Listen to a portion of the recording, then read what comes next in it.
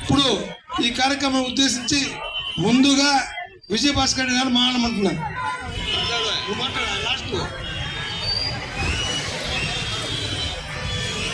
అందరికీ నమస్కారం. స్వర్గీయ నందమూరి తారక రామారావు 29వ వర్ధంతిని పురస్కరించుకొని ఆయన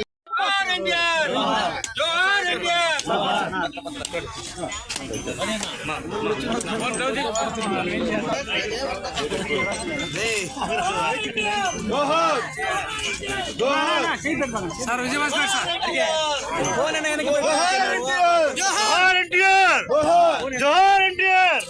జోహార్ ఎన్టీఆర్ జిందాబాద్ తెలుగుదేశం పార్టీ జిందాబాద్ తెలుగుదేశం పార్టీ జిందాబాద్ తెలుగుదేశం పార్టీ సార్ ఇదిగోండి సార్ జోహార్ నందమూరి తారక రామారావు గారు జోహార్ నందమూరి తారక రామారావు గారు జోహార్ అన్నదానంలో కలిగిపోతే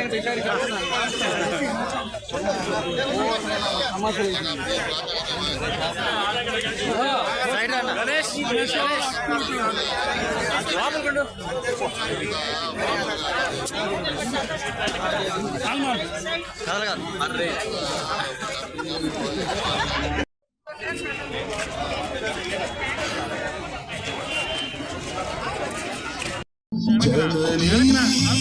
జన్మభూమి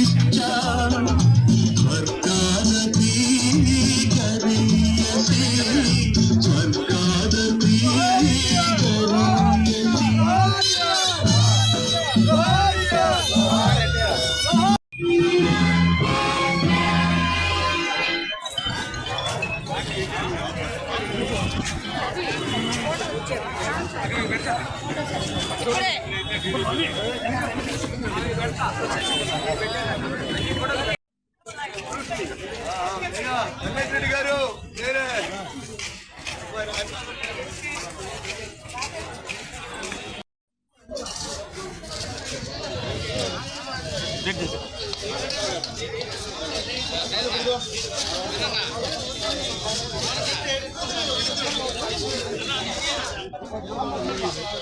మీరు వెనక్కరన్నా వాళ్ళకి తెలుసా?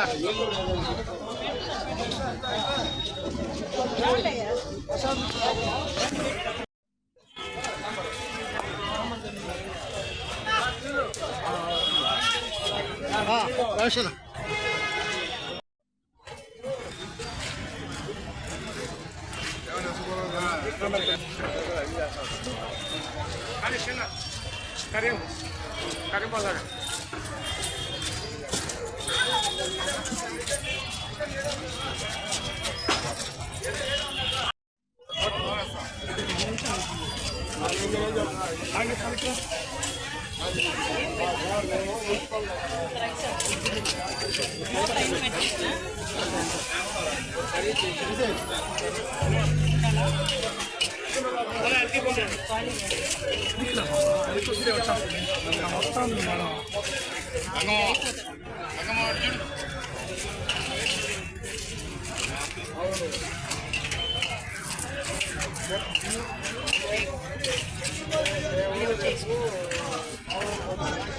అందరికీ నమస్కారం. ఈరోజు కీర్తిశేషులు స్వర్గీయ నందమూరి తారక రామారావు గారి వర్ధంతి సందర్భంగా ఆంధ్ర రాష్ట్రంలోనే కాకుండా భారతదేశం మరి ప్రపంచంలో ఎక్కడైతే తెలుగువారు ఉన్నారో అక్కడంతా ఘనంగా ఆయనకి నివాళులు అర్పించుకుంటున్నారు. అందులో భాగంగానే తెలుగుదేశం పార్టీలో ఉదయం రక్తదాన శిబిరం ఏర్పాటు చేశాము. మన మంత్రి నారాయణ గారి యొక్క ఆధ్వర్యంలో అక్కడ ఏర్పాటు చేయడం జరిగింది. అదేవిధంగా 20 సంవత్సరాల పైన నుంచి ఏ రోజైతే ఎన్టీ రామారావు గారు మరణించారో ఆ రోజు నుంచి ఈ రోజు దాకా ఈ నర్తకి సెంటర్లో మన మాజీ మంత్రివర్యులు రమేష్ రెడ్డి గారు ఆయనకి ఘన నివాళులు అర్పిస్తారు. ఆయనకి అన్నదానం ఏర్పాటు చేస్తారు. ఆయనకి అన్న ఎన్టీ రామారావు గారి పైన ఉండే ప్రేమ అభిమానం ఆయన ఎంత చెప్పినా తక్కువే. ఆయన కార్యక్రమంలో మేమందరం పాల్గొనడం ఎంతో సంతోషంగా ఉంది. మరి ఆయనకి ఇంకా భగవంతుడి శక్తిని ఆరోగ్యాలని ఆయుష్ని ఇవ్వాలని కానీ కోరుకుంటున్నాను. అందరికీ నమస్కారం.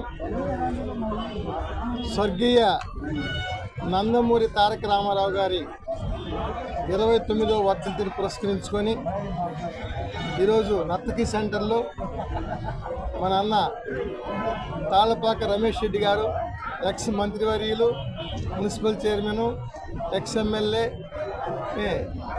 ఎన్టీఆర్, ముఖ్యంగా చెప్పాలంటే ఎన్టీఆర్ ప్రథమ అభిమాని. ఆ అభిమానిగానే వచ్చి సామాన్య వ్యక్తిగా వచ్చి ఎన్టీ రామారావు పుణ్యమాని ఎమ్మెల్యే అయ్యాడు, మున్సిపల్ చైర్మన్ అయ్యాడు, మంత్రి అయ్యాడు.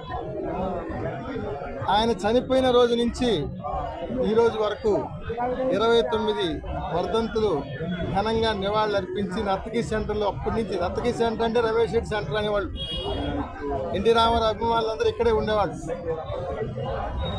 ఆ రోజు నుంచి ఈరోజు ఘనంగా నివాళులు అర్పిస్తున్న రమేష్ రెడ్డి గారికి, అదేవిధంగా ఈ కార్యక్రమాన్ని పురస్కరించుకొని ఈరోజు మన మంత్రివర్యులు పురపాలక శాఖ మంత్రులు పొంగూరు నారాయణ గారు జిల్లా పార్టీలో ఆఫీస్ నందు మెగా రక్తదాన శిబిరాన్ని ఏర్పాటు చేయడం జరిగింది.